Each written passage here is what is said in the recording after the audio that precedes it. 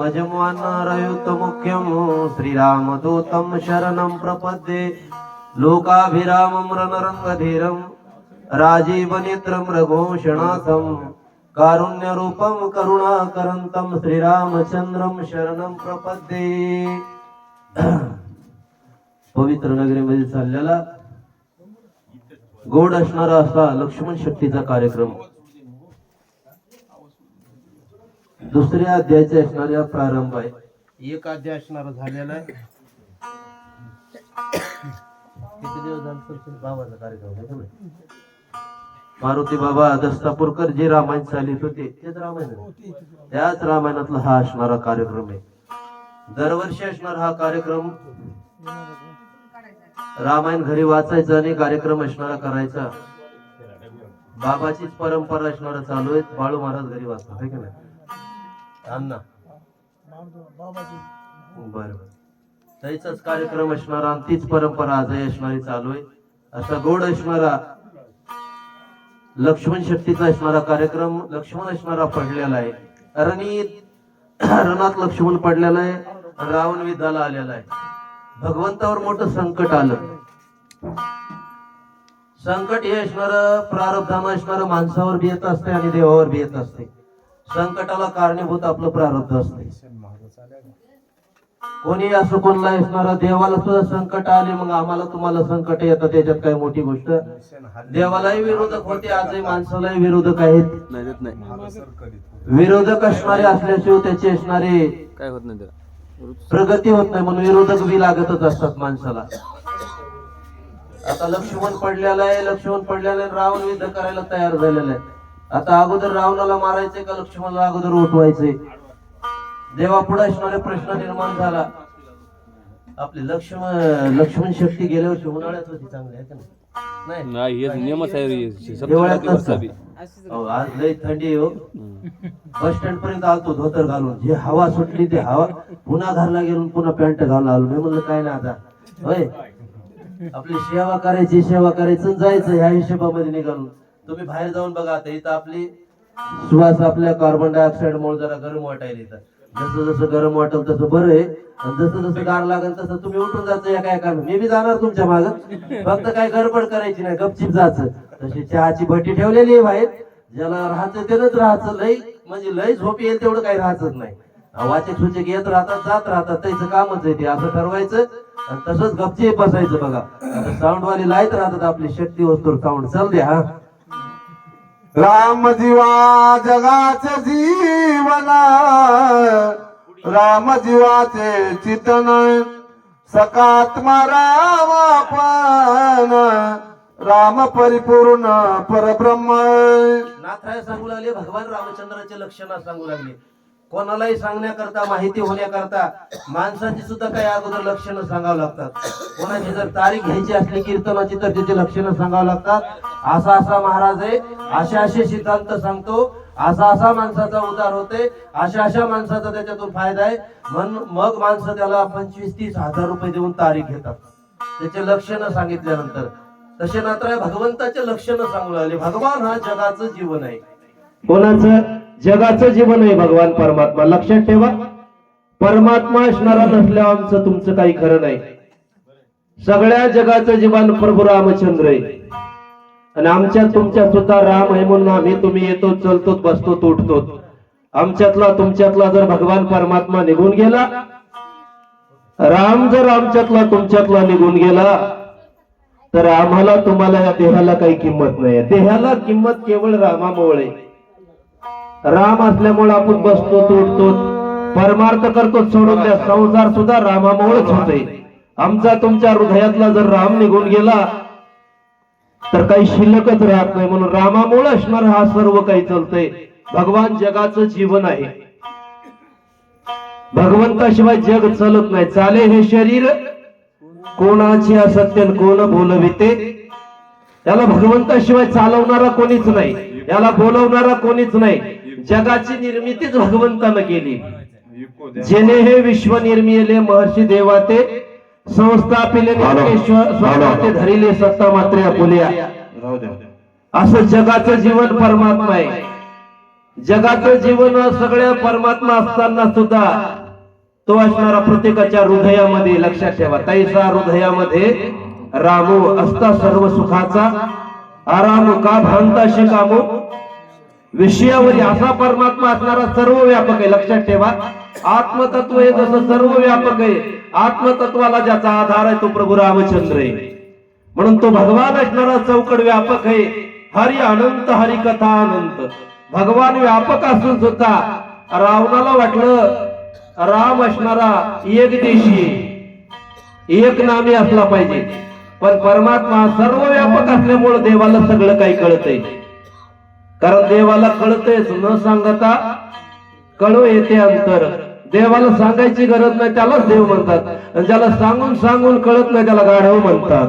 भगवान अजून पुढे भगवंताचे काही लक्षणं रात्र सांगू लागले. पुढची वय ऐकू चला. राम वाचवा लक्ष्मण कृपाळू संतुष्टला संपूर्ण त्यासी कल्पांत मरण भगवंताला मरण नाही, लक्षात ठेवा. त्याशी कल्पांती मरण असेना. नात्राय म्हणतात ज्याला मरण नाही. आणि पहिली गोष्ट असणारा सगळी काही सत्ता ज्याची आहे तो परमात्मा आहे. दयेचा सागर आहे परमात्मा आहे, ज्याची सर्वावर सत्ता आहे. यमाला सुद्धा विचारावं लागते कोणाला घेऊन जाऊ म्हणून मी.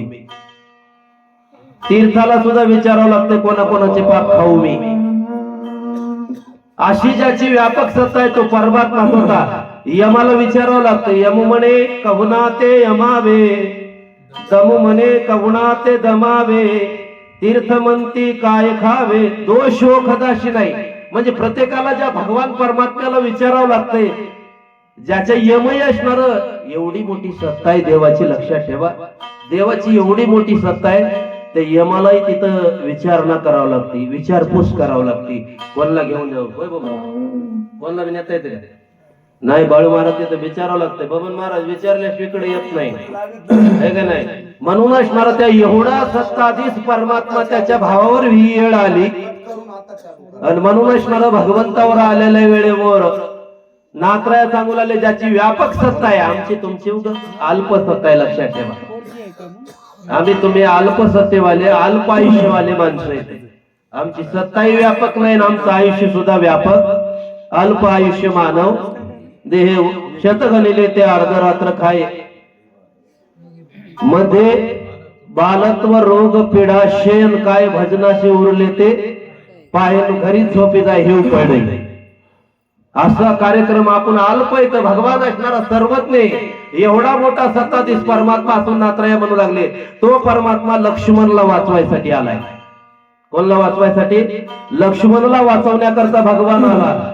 देवाला काही एवढी देवाची सत्ता आहे, कर्तुम आणि अन्यथा कर्तुम, काही करता येते. पण माघांच्या प्रारब्धात म्हणा किंवा बोलिले वाल्मिक तैशेचे करीन वर्तुळ गावीन नामा म्हणे. ह्या व्यक्तीप्रमाणे भगवान पुढे आले आणि काय झालं पुढची वय ऐकू चला.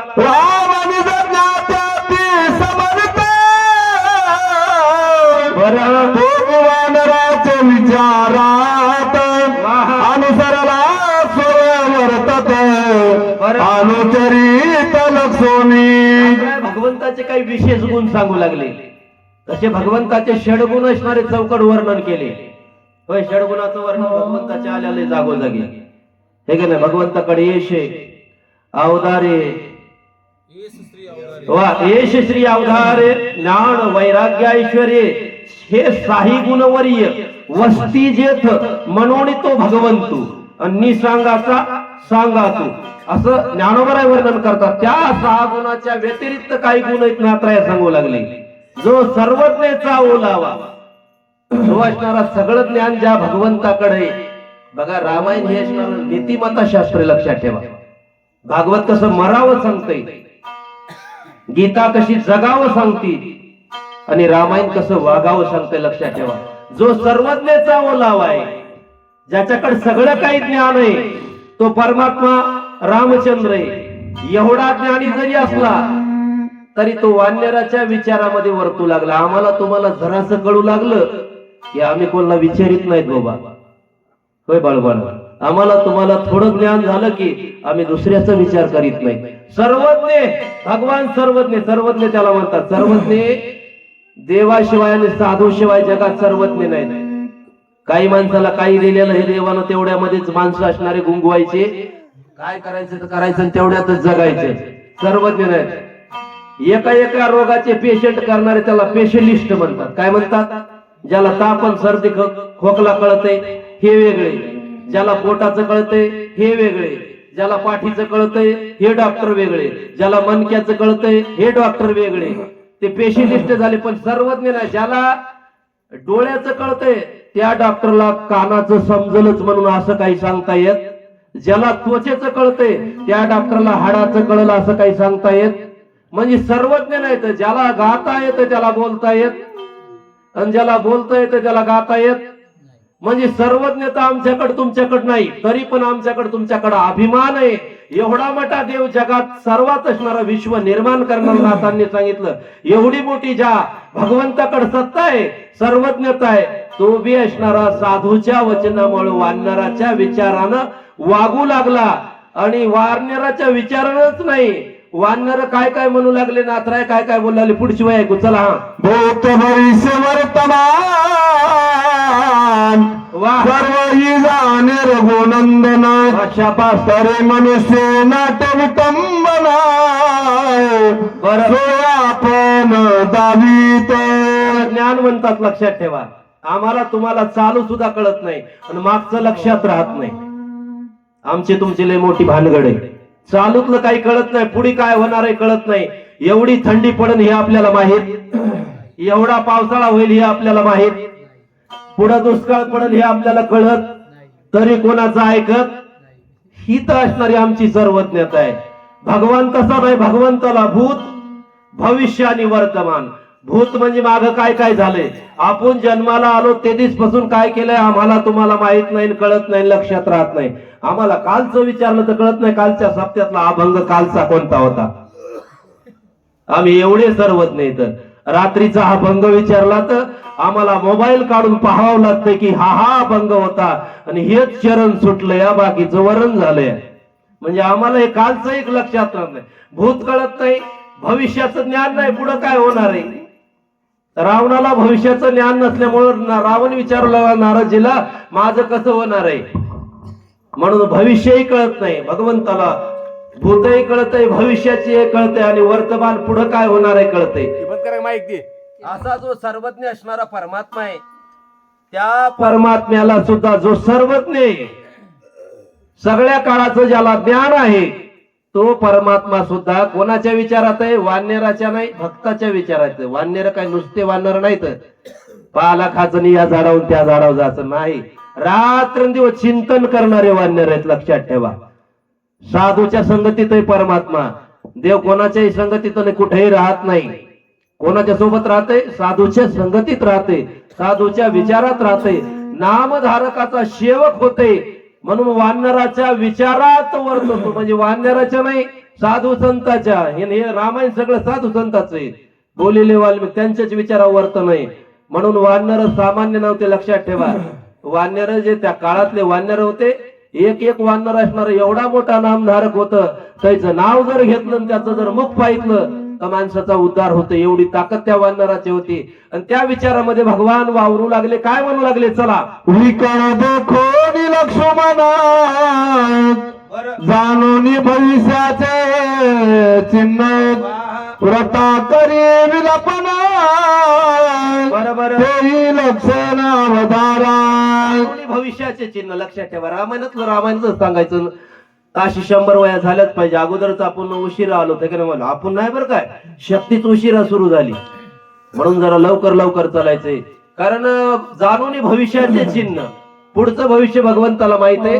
लखन मरत नाही का? मरते नाही. लखन हा शेषाचा अवतार आहे आणि लखनला मरण नाही, लक्ष्मण मरणार नाही हे भगवंताला माहित होतं. मग ते माहित असून कशामुळे रडू लागले? कारण आपण ज्याच्यामध्ये आलेलो तर मनुष्य देह धारण केला, त्या मनुष्य देहा धारणेचे काही त्याच्याकडे असणारे प्रारब्धानं सूत्र पाठीमागे लागलेले, तर त्याचं पालन आपण केलं पाहिजे. म्हणून त्या विचारामध्ये येऊन लखन हा आपला भाऊ आहे लक्ष्मणाला लागलेलं हे विचार असणारे मायेचे विचार भगवंतानं स्वीकार केले आणि त्या स्वीकार केलेल्या विचारानं दुःख करू लागले. ज्यावेळेस भगवंतापाशी सुद्धा माया येते त्यावेळेस दुःख होते. भगवंतापाशी माया येते त्यावेळेस दुःख होते आणि जीवापाशी माया येते त्यावेळेस जीवाला दुःख देते. मायेचं कामच तेवढे. माणसं मेल्यावर माणसाला दुःख होत नाही. काय म्हणाले कबलापूरकर, माणसं मेल्यावर माणसाला दुःख होत नाही, पण आपले माणसं मेल्यावर दुःख होते. कसं खोट आहे का खरंय? तुमच्याच मनात धरजा की काय? तसं ही माया आपलं म्हणलं की दुःख देते, बाकीचा काही संबंध नाही. म्हणून भगवंतानं आपलं मानल्याबरोबर लक्ष्मणाला दुःख झालं आणि दुःखानं काय झालं पुढची वय ऐकू चला. लक्ष्मणा देखोनी हृदय लोक्षित बरं धरोनी सुसेना चाहत बंदोष्णे कळवळीत बरं काय बोलत श्रीराम. भगवंताला सगळं काय माहित आहे, कळतंय आणि करता येते. लक्षात ठेवा, आम्हाला तुम्हाला कळालं तरी काही करता येत नाही. माणसं आपल्याच्यानं जर काही झालं कळत असलं तरी गपचीप बसून पुढे निघून म्हणजे कळालं तरी आम्हाला काही करता येत नाही. देवाला कळतही आणि करता येते. लक्षात ठेवा, कळून असणारे करता येणं ही देवाची सत्ता आहे. भगवंताला कळालं तरी असणारा अधिकार असणारा वैद्य राजाला दिलेला आहे. म्हणून सुषेण वैद्य राजाचा असणारा हात धरला. हात धरून असणारा डॉक्टरचा हात धरून भगवान असणारे म्हणू लागले लक्ष्मण असणारा पडलेला आहे आणि लक्ष्मणाला असणारा उठवायचं काम तुमचं आहे. आता देवाला सुद्धा उठवायचं होतं. लक्षात ठेवा, त्या भगवंताकडे ती असणारी सत्ता अनोलिक असणारी सर्व काही ही सत्ता असून सुद्धा भगवंतानं काय केलं, डॉक्टरला पुढे केलं आणि पुढे करून काय म्हणू लागले चला बंधू दोघे जना आश्रय धरून वना निघालो आपण पुत्रवचन पाळावया. हो बघा असणार सांगते वेळेस सुषेणाला भगवान बोलू लागले आम्ही दोघेही असणारे सखे बंधू आहेत.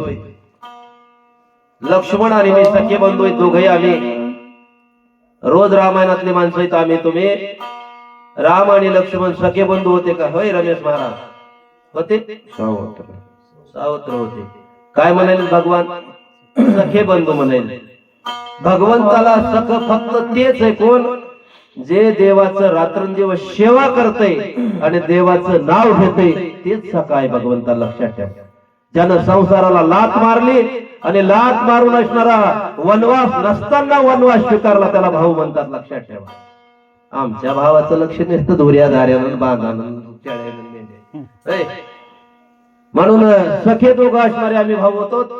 येराचा एकूण एकाचा आश्रय होता आम्हाला राहण्याकरता. लक्षात ठेवा, भावाचा भावाला आश्रय असते संसारामध्ये. परमार्थामध्ये तर असतोच, ते सोडून द्या. दोघाचा एकमेकाला आश्रय होता.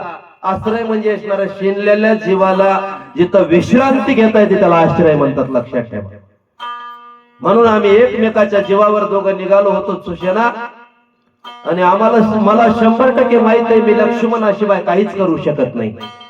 म्हणून लक्ष्मण असणारा माझा सखा भाऊ आहे.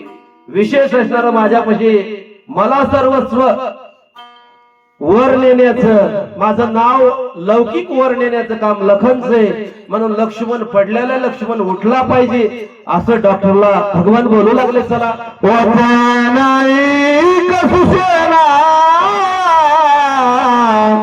लक्ष्मण वेचलिया प्राणात मज चाड नाही निज प्राणात राजना काय चाड. रामायण म्हणजे नीतिमत आहे. लक्ष्मणाचा जर प्राण गेला तर मला फार लक्ष्मण आवडतो. किती आवडतो? निज चाड नाही प्राणा, माझ्या प्राणाची मला चाड नाही. म्हणजे माझ्या जीवापेक्षा लक्ष्मणाचा जीव मला प्रिय. भावाचा जीव भावाला एवढा प्रिय असला पाहिजे. मोठा भाऊ म्हणजे वडीलच असते नंतरच्या काळामधला. म्हणून माझा असणारा काही सर्वस्व लक्ष्मण आहे. सुषेणा जर लक्ष्मण नाही उठला तर माझं भगवंत पण काही खरं नाही. म्हणून असणार जे काही करता येईल तुला ते मला ताबडतोब सांग आणि लक्ष्मण उठला पाहिजे असं भगवंताचं भावाबद्दलचं बोलणं चालू आहे. भावानं भावावर प्रेम केलंच पाहिजे. कुठपर्यंत बाळू महाराज लग्न होईपर्यंत. मग काय काय होईना पुढचं पुढे वय. आणि आपलं शासनच सांगतंय हम दो हमारे दोन. म्हातारे काय फोर करायचं का वय? कुठं नेऊन सोडायचे तर सगळे अनाथ आश्रमामध्ये. काय काय शासनाचं धोरण आहे, काय मेळ लागत नाही, काय नाही. जे करायचं ते करीत नाही, जे करायचं नाही ते केल्याशिवाय राहत. कोणता बी नियम कडक राबिल्यानं होत नाही काय. पण हे काहीच राबीत नाही. उगा आपलं कलियुगासारखं चालतं. या वाटोळ केले त्यानं सगळं. भावाचं असणार कसं प्रेम असलं पाहिजे रामायण सांगते. भगवान म्हणू लागले सुशेना लक्षात ठेव. काय काय लक्षात ठेव पुढची वय ऐकू चला. हा बुडाले धैर्य वीर्य बुडाले माझे परम शौर्य बुडाले यश सर्व बंधू सोयमे वांतरला. लक्षात ठेवा भगवंताचं बोलणं मोठ्या माणसाला विचार करून बोलावं लागत असते. बुडाले माझे धैर्य आणि शौर्य. धैर्यवान एवढा भगवान ज्याच्या काळावर सत्ता आहे, ज्याच्याकडे काळ गुलाम आहे, एवढी सत्ता असून लक्ष्मण मरते म्हणून काय त्याच्यामध्ये धैर्य राहिलं. शौर्य काही शिल्लक राहिलं नाही माझं. काय शिल्लक राहिलं नाही? अरे अहंकार स्वतः येऊन असणारा माझ्या लक्ष्मणाला मारते रावण. रावण सामान्य जीवाच्या न राक्षसाच्या न जर असणारा माझा भाऊ मरत असेल तर काय माझं शौर्य असणार शिल्लक आहे? काय माझं बल असणार शिल्लक राहिले? बलही शिल्लक राहिलं नाही, यशही शिल्लक राहिली नाही, कीर्तीही शिल्लक राहिली नाही. माझं जीवनच असणार लक्ष्मणा विना अधूर आहे असं भगवंताचं बोलणं पुढे ऐकू. बुडाले माझी धृती कीर्ती बुडाले माझी शौर्य शक्ती बुडाले माझी परम ख्याती बंधू निश्चिती अंतरला. काय राहिलं माझं? काहीच राहिलं नाही असणार. यशही गेले, कीर्ती गेली, ख्याती गेली, धरती गेली, बलही गेलं आणि नावही गेलं. कोणाचा भाऊ मेला? रामाचा भाऊ मेला. कोण राम? दशरथाचा पुत्र राम. अरे ज्या दशरथाचा आणि इंद्रावर संकट आल्यानंतर फोन केल्याबरोबर दशरथ राजा सोडविले जात होते संकट. एवढं मोठं बल ज्याच्या बापाचं, ज्याचा आज बलवान सगळं रघुवंश असणार, ज्याच्या कुळाचं नाव एवढ्या उंचावर गेलेला, त्या रामाचं काही शिल्लक राहिलं नाही. कोण बोलू लागले? भगवान म्हणू लागले. म्हणजे किती प्रेम आहे भावावर. दुसरी गोष्ट हे सगळं बुडण्याचं काम म्हणजे लक्ष्मण जर मेला तर माझ्या या कोणत्याही सत्तेला किंमत नाही. बाळ महाराज काय सांगायचं देवाला? कोणती जरी सत्ता असली ती सत्ता जर आपल्याच्यानं साधारण जर काम झालं तर ती सत्ता शिल्लक राहत नव्हती. हे सगळ्या सत्ता भगवंताकडे होत्या. काळही घरी राबत होता तरी लक्ष्मण मरतय म्हणल्यावर काय राहिलं रामाचं? अरे रामानं बोलल्यावर जिथं यम थांबल्या जाते आणि तिथं लक्ष्मण मरतय का? हे आम्हाला तुम्हाला सांगायचं होतं, दाखवायचं होतं. मनुष्य पण होतं म्हणून. पण काय काय होतं देवाकडे पुढची वय ऐकू चला. नेत्राय तसे अंधारी जाते कापती तरतरी धनुष्य न धरवे करी धीर निर्धारी न धरवे. मनुष्य जीवाला असणार आलो आणि मनुष्य देह धारण केल्यानंतर मनुष्य देहाचे काही धर्म आहे तर माझा भाऊ पडलेला आहे. भाऊ पडल्यामुळे मला बोलायला ताकद राहील नाही. माझ्या डोळ्याला अंधारी येते. अंधारी येणं हे लक्षण असणारं माणसाला टेन्शनच आहे. कशाचं? काहीतरी शारीरिक व्यथा असेल, व्याधी लागलेली असेल त्याच माणसाला अंधारे येतात. कोणाला बी येतात? कोणाला बी येत नाही. एखाद्यावर मानसिक आजार झाल्यावर माणसाला अंधारे येतात, नाहीतर मानसिक आजार झाल्यावर अंधारे येतात का नाही? तसं फिरायला की म्हणते, उभं राहिलं की म्हणजे त्याला मणक्याचा आजार झालाय. मग तसं मग मला असणार दुःख झालेलं आहे, माझा लक्ष्मण पडलेला आहे म्हणून मला असणारे अंधारी यायली. मग अंधारी येण्याचं लक्षण म्हणजे अंधारी येणं म्हणजेच माणूस आपोआप फिरते. रमेश महाराज फिरते का नाही? फिरते. उठलं तरी त्याला वाटतं फिरायला काय की, आणि बसल्यावर सुद्धा त्याला फिरते. फिरू लागल्यावर त्याला सगळंच फिरते. मग ते एकटं फिरू लागल्यावर सगळं फिरल्यासारखं वाटतंय. मग त्याला काय धरता येतंय का? नाही. मला धनुष्य हातात धरता येत नाही. ही कशाची स्थिती आहे? दुःखाची स्थिती. मी एवढा दुःखभीत झालो त्याच्याकरता मला त्या दुःखातून काढण्याचं काम वैद्यराज तुम्ही करा असं भगवान बोलू लागले. चला. प्राण जाती विकार मती न स्मरणाय वाचा जात सबरळा शरीर कापत. मला असणारे माझं बुद्धी तर काही शिल्लकच राहिलं नाही. मती जात असे बरळ. माणसाला जर जास्त दुःख झालं तर माणूस काही बोलत असते. काही बोलू लागलं की माणसं म्हणतात हे काही बरळ आहे. झोपायले काय तुम्ही पोलीस स्टेशनवर टाका घालायले, इथं नका झोपू, लांब जाऊन झोपा. है का नाही? झोपत नाही ते मला झोपी घालताना याच्याकडे बघून. कारण झोप कशी असते? संघ संघ येते. ते कांद्याच्या रोगात वणी असते झोप. भवन महाराज कशी कांद्याच्या रोगासारखी एक झाला की दुसरा दुसरा तुम्ही झोपले की मी झोपले हे झोपले सगळे झोपतात म्हणून झोपू नका. याला शहाणा आहे एकदा म्हणून असणार माझी मती चलत नाही. बरळ्यासारखं काही बोलणं माणसं लोक म्हणत असतात काही बोलायला म्हणजे बरळले त्याला बुद्धी राहिली नाही.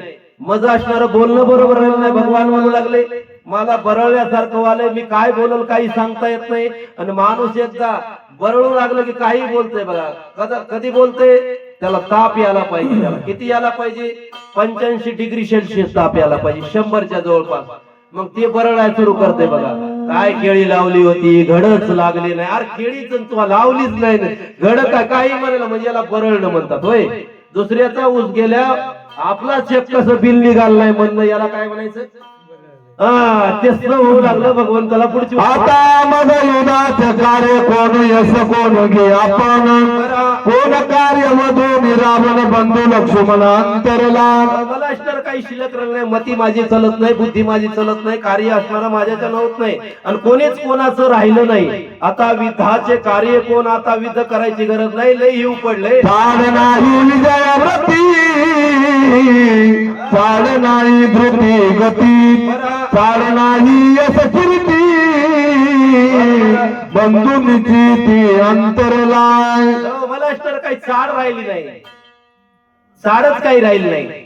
चाड कशामुळे राहते माणसाला माणूस जोपर्यंत आनंदात आहे आणि अज्ञानात आहे तोपर्यंत चाड आहे लक्षात ठेवा. आणि एकदा दुःख जर झालं तर त्या दुःखामध्ये चाड नाही. मला हे घ्यायचंय ते घ्यायचंय कोटपर्यंत शरीर सुदृढ आहे तोपर्यंत तरुण पण आहे तोपर्यंत. आता लक्षात ठेवा जे 11वी 12वीला पोरं आहेत त्याला बूट घ्यायचाय 5,000चा 10,000चा गाडी घ्यायची बुलेट घ्यायची कार घ्यायची.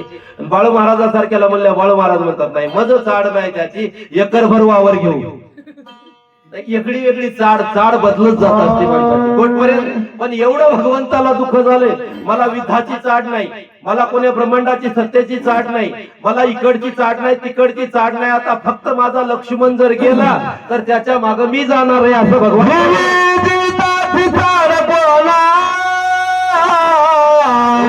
उभ्यात मी साधीन प्राण या जगात सुख कोणा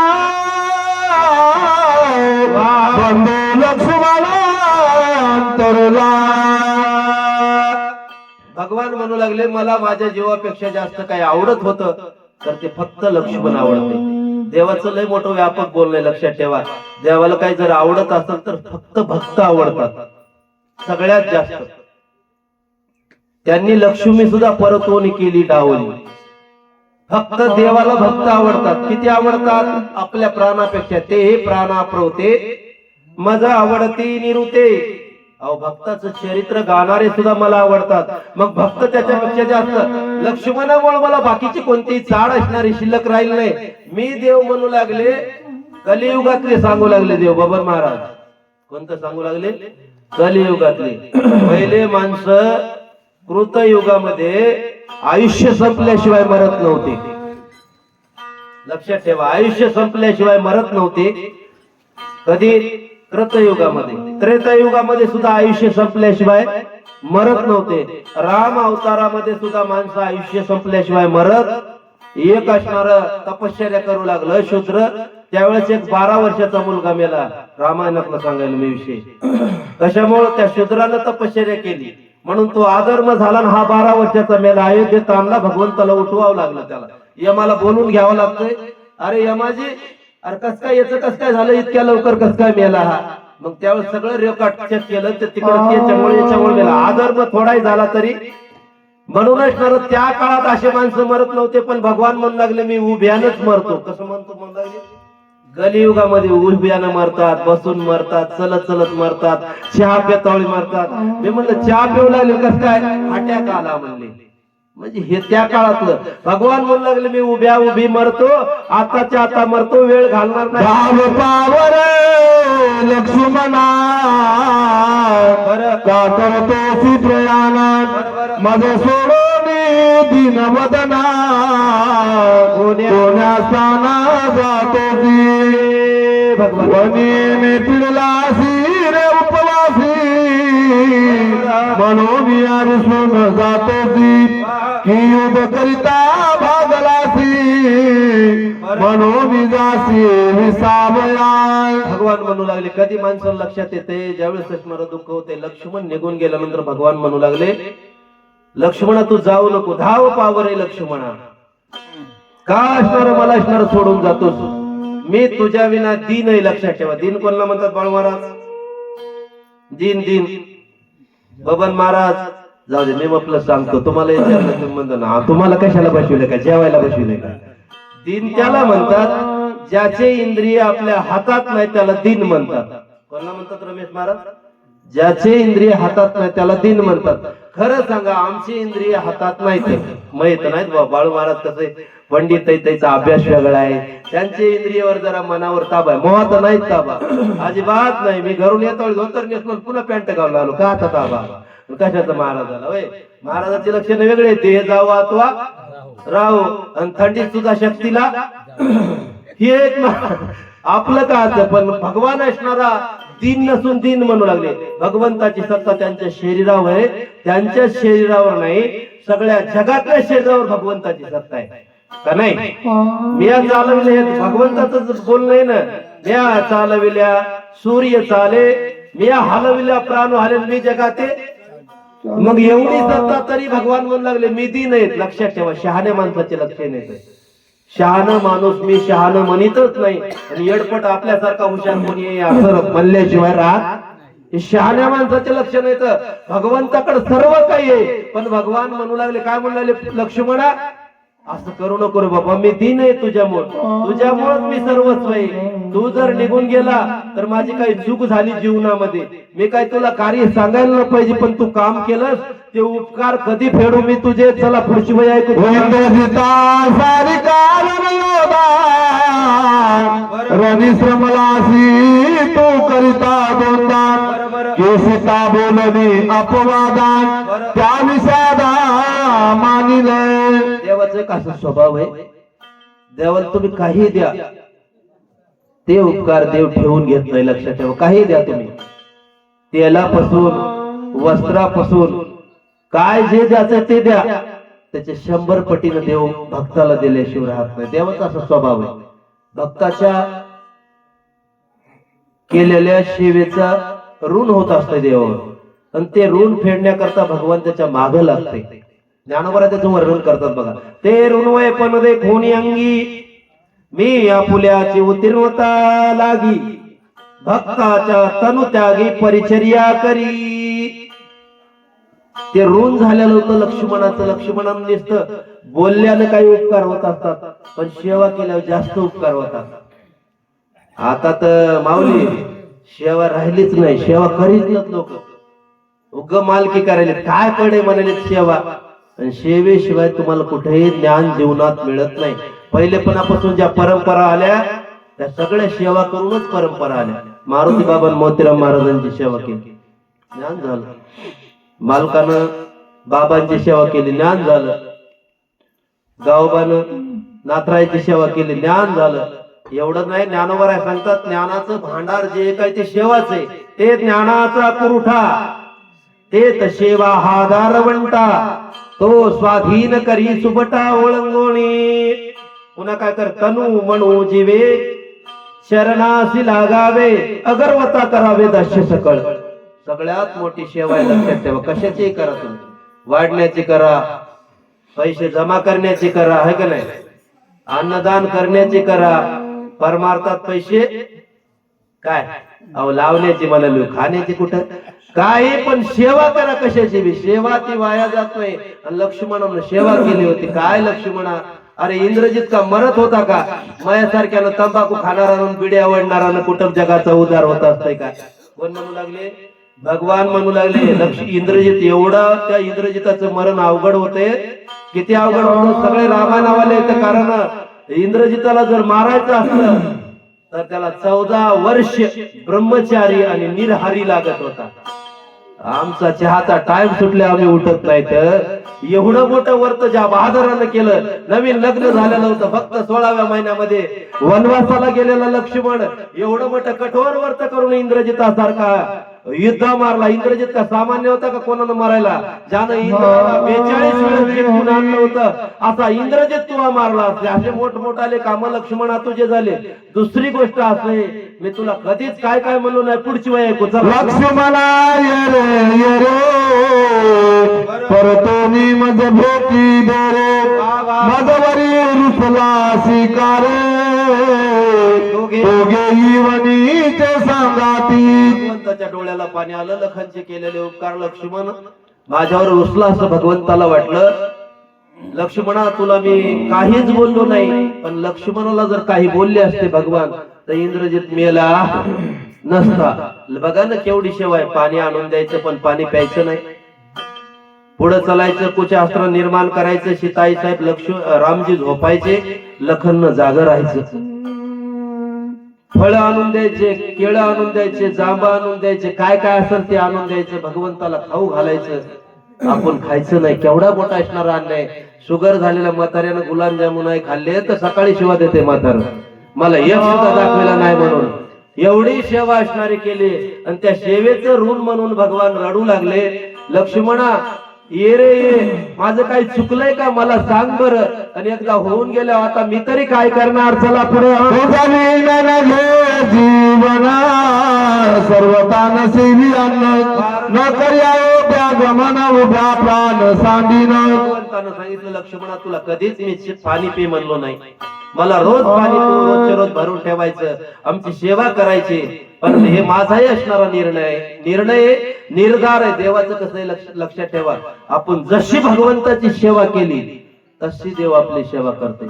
खोटी सेवा खोटं फळ, खरी सेवा खरं फळ. देवाची जशी तुम्ही सेवा करताल तसं भगवान करीत असते. देवाने निर्धार केला लक्ष्मणा लक्षात ठेव, तू जर नाही उठला, तू जर नाही आला, मी हे जीवन म्हणजे पाणी सुद्धा पिणार नाही, मी मरल असं भगवान बोलू लागले. चला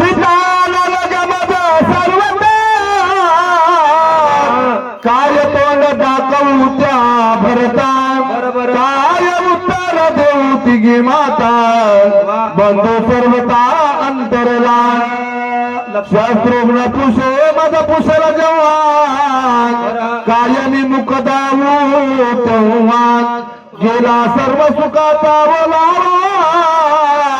जीवी जीवा कांत. भगवान असणारे खेद करू लागले. शहाण्या माणसाला लाज असते. शहाण्या माणसाला लाज असते. येडीला काय नाही. सासरन माहेर तिला सारखंच असतंय. तिला काय फरक पडत नाही. माहेरात राहिली काय आणि सासर मध्ये राहिली काय होय.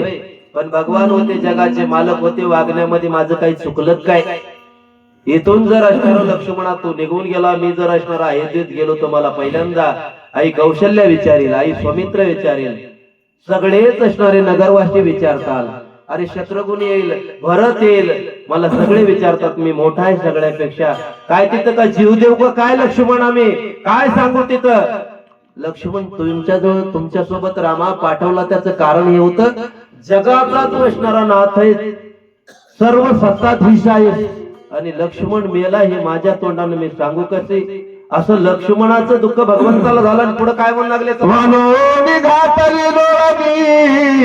अंग टाकीले धरणी बरोबर लक्ष्मण मोकलिले रणी कोण शिराणी जिन्याची. भगवंतानं अंग असणारे खाली टाकलं, टाकून असणारे अंगाला असणारे लोळू लागले. लक्ष्मणा मी मरतो रे आता, मला जिन्याचं काही चाड राहिली नाही, श्रेणी राहिली नाही. आता काही वाचावं असं मला काही वाटत नाही. माझं सर्वस्व तूच असणारा होता. लक्ष्मणा तू जर नाही उठलास तर मी असणारा मरल असं भगवान बोलू